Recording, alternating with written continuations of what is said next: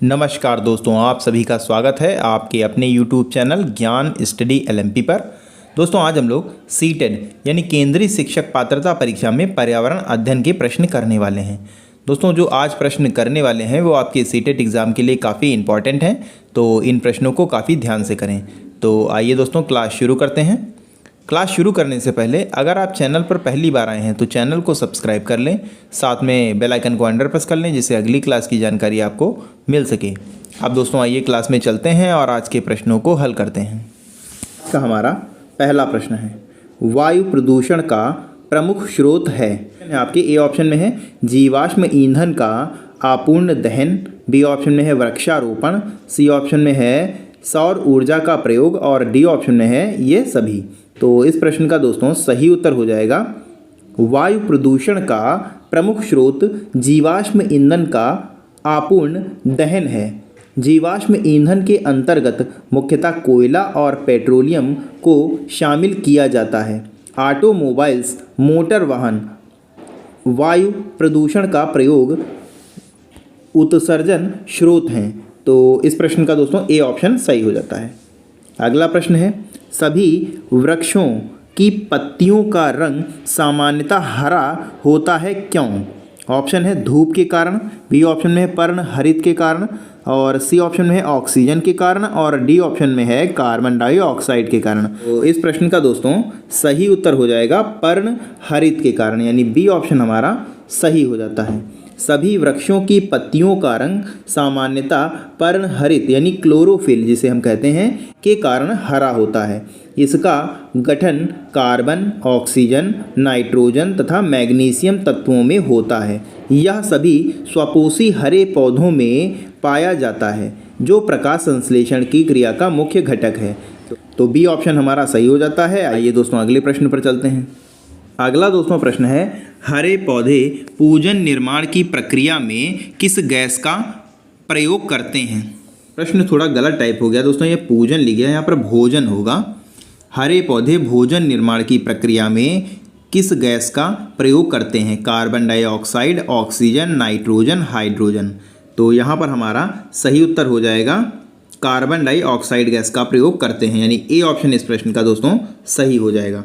हरे पौधे भोजन निर्माण की प्रक्रिया में कार्बन डाइऑक्साइड गैस का प्रयोग करते हैं। इसके अतिरिक्त हरे पौधे प्रकाश संश्लेषण में कार्बन डाइऑक्साइड का अवशोषण तथा ऑक्सीजन का उत्सर्जन करते हैं।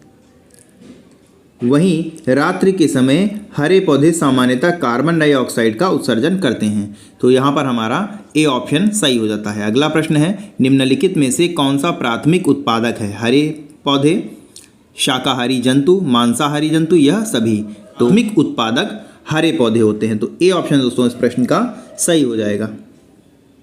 हरे पौधे प्राथमिक उत्पादक होते हैं। ये प्रकाश संश्लेषण की प्रक्रिया द्वारा अपना भोजन स्वयं बनाते हैं तथा शाकाहारी जंतुओं का आहार बनते हैं। इसमें हरे पौधों के साथ साथ हरित शैवालों को भी शामिल किया जाता है। तो यहाँ पर हमारा ए ऑप्शन सही हो जाता है। आइए दोस्तों अगले प्रश्न पर चलते हैं। अगला दोस्तों प्रश्न है, समुद्र से किसी शहर की ऊंचाई जितनी अधिक होगी वहां की आबादी उतनी ज़्यादा रेगिस्तान की अधिक मात्रा प्राप्त करती है। ऑप्शन है आपके नाभिकीय विकिरण, बी ऑप्शन में है विद्युत चुंबकीय विकिरण, सी ऑप्शन में कॉस्मिक किरणें और डी ऑप्शन में यह सभी। तो इस प्रश्न का दोस्तों सही उत्तर हो जाएगा कॉस्मिक किरणें, यानी सी ऑप्शन हमारा सही हो जाता है। कॉस्मिक किरणें अत्यधिक ऊर्जा वाली किरणें हैं जो बाहरी अंतरिक्ष में पैदा होती हैं तथा छिटक कर आ जाती हैं। अतः समुद्र से किसी शहर की ऊंचाई जितनी अधिक होगी वहां की आबादी उतनी ही ज़्यादा मात्रा में कॉस्मिक किरणें प्राप्त करेगी। तो यहाँ पर हमारा सी ऑप्शन सही हो जाता है। अगला प्रश्न है, कपास की कृषि के लिए सर्वोत्तम मृदा है? लाल मृदा, लैटराइट मृदा, काली मृदा, जलोढ़ मृदा। तो इस प्रश्न का दोस्तों सही उत्तर हो जाएगा कपास की कृषि के लिए काली मृदा सबसे उपयुक्त होती है। तो यहाँ पर हमारा सी ऑप्शन सही हो जाता है। इसमें जल धारण करने की क्षमता अधिक होती है जिसके अतिरिक्त इस मृदा में कैल्शियम, पोटेशियम तथा मैग्नीशियम प्रचुर मात्रा में पाया जाता है, जबकि इसमें नाइट्रोजन की कमी होती है। तो यहाँ पर हमारा सी ऑप्शन सही हो जाएगा। आइए दोस्तों अगले प्रश्न पर चलते हैं। अगला दोस्तों प्रश्न है, छुई मुई के पौधे में उद्दीपन के प्रति होने वाली प्रतिक्रिया जिसके अंतर्गत स्पर्श करने से वह तुरंत सिकुड़ जाता है और फिर थोड़ी देर बाद अपनी मूल स्थिति में वापस आ जाता है, क्या कहलाता है? गति, अनुकूलन, उत्तेजकशीलता, वृद्धि। तो इस प्रश्न का दोस्तों सही उत्तर हो जाएगा उत्तेजनशीलता। यहाँ पर हमारा सी ऑप्शन सही हो जाता है। उत्तेजनशीलता के कारण किसी व्यक्ति द्वारा स्पर्श किए जाने पर छुई मुई के पौधे सिकुड़ जाते हैं तथा जैसे ही यह उत्तेजना कम हो जाती है पौधे पुनः अपनी मूल स्थिति में वापस आ जाते हैं। तो यहाँ पर हमारा सी ऑप्शन सही हो जाता है। अगला प्रश्न है, निम्नलिखित में से कौन सा स्वच्छ ईंधन है? यहाँ पर दोस्तों स्वच्छ छूट गया है तो स्वच्छ अपने आप बढ़ा लीजिए। ऑप्शन है कोयला, लकड़ी, एलपीजी, इनमें से कोई नहीं। तो इस प्रश्न का दोस्तों सही उत्तर हो जाता है एलपीजी। दोस्तों इसमें सही उत्तर हो जाएगा, यानी सी ऑप्शन हमारा सही हो जाता है। एलपीजी द्रवित पेट्रोलियम गैस होती है। यह एक स्वच्छ ईंधन है। इससे किसी प्रकार का वायु प्रदूषण नहीं होता है, साथ ही इसमें ऊर्जा का क्षय भी नहीं होता है। इसकी समस्त मात्रा का उपयोग संभव है, अर्थात यह इसका पूरा दहन होता है। तो यहाँ पर हमारा सी ऑप्शन सही हो जाता है। आइए दोस्तों अगले प्रश्न पर चलते हैं। अगला दोस्तों प्रश्न है, हमारे देश में निम्नलिखित स्थानों में से कौन सा स्थान ठंडा रेगिस्तान है? जैसलमेर, लद्दाख, मेघालय, दार्जिलिंग। तो यहाँ पर हमारा सही उत्तर हो जाएगा लद्दाख। दोस्तों यहाँ पर हमारा सही उत्तर हो जाएगा, यानी बी ऑप्शन हमारा सही हो जाता है। लद्दाख भारत का ठंडा रेगिस्तान के नाम से जाना जाता है। यहाँ वनस्पति का अभाव मिलता है। यह भारत के जम्मू कश्मीर राज्य के अंतर्गत आता है। तो यहाँ पर हमारा बी ऑप्शन सही हो जाता है। अगला प्रश्न है, पश्चिमी राजस्थान के मरुस्थल प्रसार को रोकने एवं मृदा अपरदन को कम करने हेतु उपाय है? शुष्क खेती, चराई पर प्रतिबंध, वृक्षारोपण, फसल चक्र। तो इस प्रश्न का दोस्तों सही उत्तर हो जाता है, इसका दोस्तों सही उत्तर हो जाएगा वृक्षारोपण, यानी सी ऑप्शन हमारा सही हो जाएगा। मरुस्थलीकरण को रोकने का सबसे बेहतर उपाय पौधों की मेखला होती है, जिससे वह मरुस्थलीकरण के विस्तार को रोकता है। इसलिए वृक्षारोपण राजस्थान में मरुस्थली प्रसार को रोकने के बेहतर उपाय के रूप में देखा जाता है। तो यहाँ पर हमारा सी ऑप्शन सही हो जाता है। आइए दोस्तों अगले प्रश्न पर चलते हैं। अगला दोस्तों प्रश्न है, निम्न में से किसका संबंध मलेरिया से है? हिमोजोइक नामक विष, लीवर की कोशिकाओं की हानि, लाल रक्त कोशिकाओं का टूटना, सफ़ेद रक्त कोशिकाओं में प्लाज्मोडियम यानी परजीवी। तो इस प्रश्न का दोस्तों सही उत्तर हो जाएगा रक्त में प्लाज्मोडियम, यानी डी ऑप्शन हमारा सही हो जाता है। रक्त में प्लाज्मोडियम की उपस्थिति दर्शाता है कि मलेरिया से पीड़ित व्यक्ति है। यह परजीवी लीवर और लाल रक्त कोशिकाओं पर हमला करता है, जिसके कारण वे टूट जाती हैं। रक्त कोशिकाओं के टूटने पर इसमें हेमोजाइक नामक एक विषाक्त पदार्थ निकलता है, जिसके कारण ठंड लगने से बुखार आता है, जो धीरे धीरे तेज होता जाता है। मलेरिया के दूसरे लक्षण है सिरदर्द, तेज बुखार और उल्टी। तो यहाँ पर हमारा डी ऑप्शन सही हो जाता है। आइए दोस्तों अगले प्रश्न पर चलते हैं। अगला दोस्तों प्रश्न है, फूलों की संरचना को ध्यान से देखने पर अंडाशय के अंदर छोटी छोटी गोल संरचनाएं पाई जाती हैं। यह हैं बीजांड, स्त्री केसर, बाह्यदल, पुष्पदल। तो इस प्रश्न का दोस्तों सही उत्तर हो जाएगा फूलों के बीजांड में पौधों की प्रजनन संबंधी क्रियाएं होती हैं। ये बीजांड फूलों के अंडाशय के अंदर की छोटी छोटी गोल संरचनाएं होती हैं। पौधों की परागकण संबंधी प्रक्रियाएं फूलों के द्वारा ही संपन्न होती हैं। तो यहाँ पर हमारा बीजांड यानी ए ऑप्शन सही हो जाता है। अगला प्रश्न है, खेल एक ऐसी प्रक्रिया है जिसका उपयोग किया जाता है बालकों को पढ़ाने में, बालकों को खिलाने में, बालकों को सिखाने में, बालकों का ध्यान भटकाने में। तो इस प्रश्न का दोस्तों सही उत्तर हो जाएगा खेल में विद्यार्थी अपने जीवन की कई बहुमूल्य पहलुओं का अध्ययन करता है। खेल बच्चों के विभिन्न प्रकार के अधिगम या शिक्षण में सहायता होती है।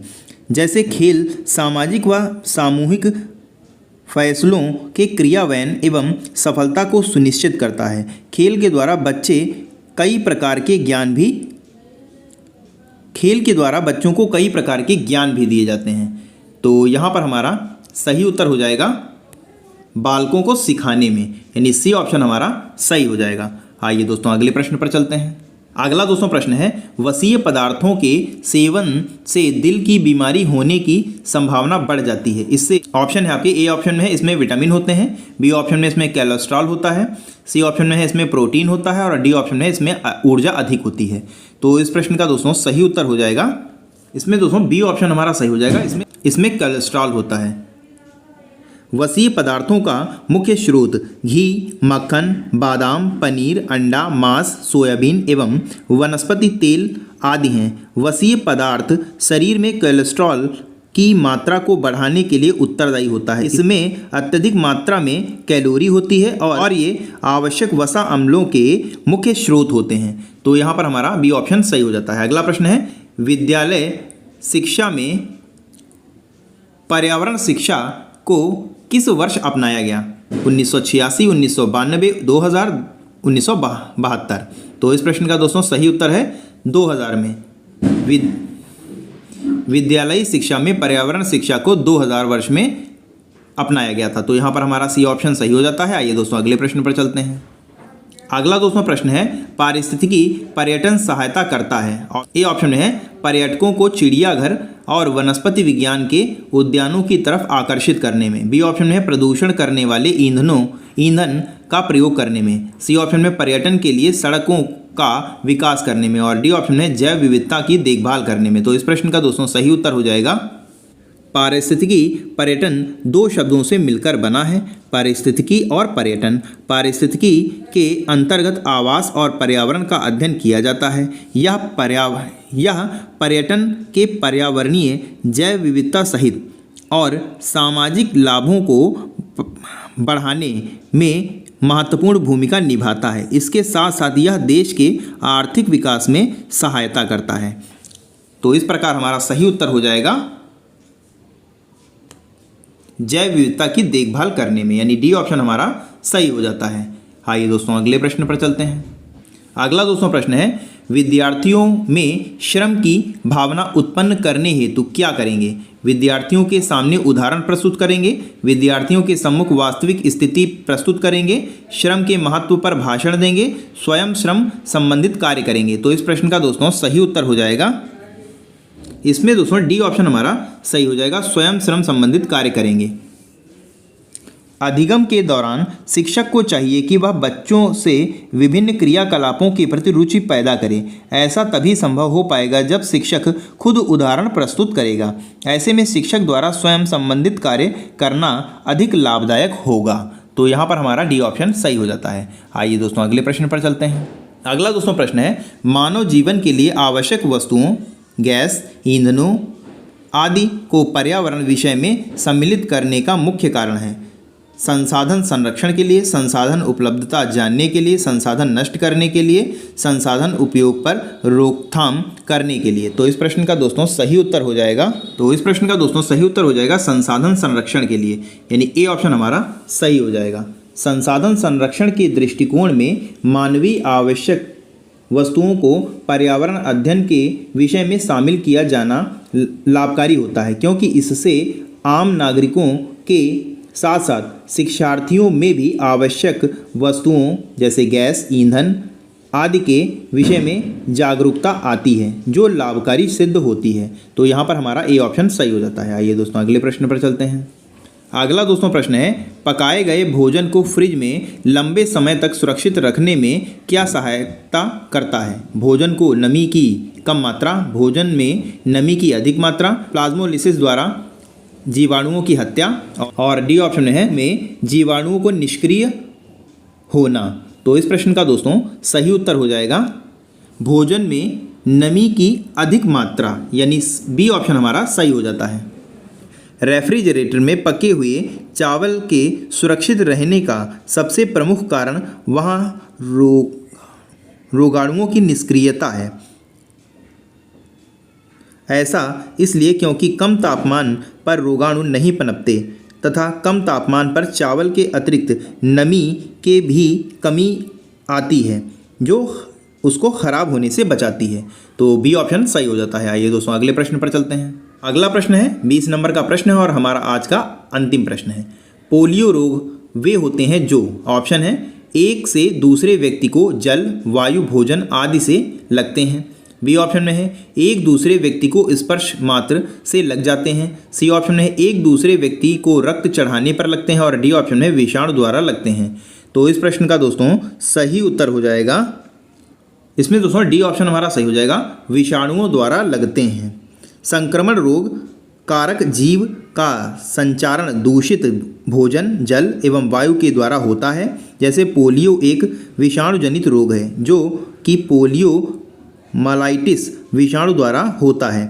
इससे प्रभावित होने वाले अंग तंत्रिका तंत्र हैं। तो यहाँ पर हमारा डी ऑप्शन सही हो जाता है। तो दोस्तों आज के लिए बस इतना ही। कैसी लगी आज की क्लास कमेंट करके ज़रूर बताएं। और दोस्तों अगर आपको आज की क्लास पसंद आई हो तो वीडियो को लाइक करें। और अगर दोस्तों अभी तक आपने चैनल को सब्सक्राइब नहीं किया है तो चैनल को सब्सक्राइब कर लें, साथ में बेल आइकन को अंडर प्रेस कर लें जिससे अगली क्लास की जानकारी आपको मिल सके। मिलते हैं अगली क्लास में, तब तक के लिए नमस्कार, जय हिंद, जय भारत।